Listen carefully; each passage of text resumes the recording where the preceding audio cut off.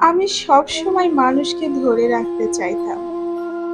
যে কোনো ভালো সম্পর্ক কন্টিনিউ করার একটা অদ্ভুত টেন্ডেন্সি আমার থাকতো। অনেক ক্ষেত্রেই অপোজিট হতে আমার মতো চেষ্টা থাকতো না। তাতে আগে কষ্ট পেতাম। মনে হতো এমন কেন? এখন বুঝি আমি ভুল ছিলাম। আমি মনে জায়গা দিয়ে বসতাম। তারপর একপাক্ষিক চেষ্টায় সম্পর্কের দড়ি ধরে রাখতে রাখতে একসময় দেখা যেত আমার হাত ব্যথা হয়ে গেছে, চামড়া ছিলে গেছে, দড়ি ছুটে গেছে। তারা তাদের মতোই আছে। তখন বুঝলাম মাঝে সাঝে কয়েকটা ভালো কথা আদান প্রদান মানেই আমি কারো কাছের মানুষ না। যদি হতাম তাহলে আমার হাতটাই তারা ক্ষত হতে দিত না।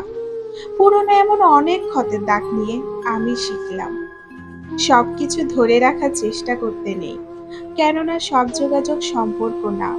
এ দুনিয়ায় অনেকেই হলো শুধু মানুষ, আর খুব অল্প কেউ হবে আপনার মানুষ।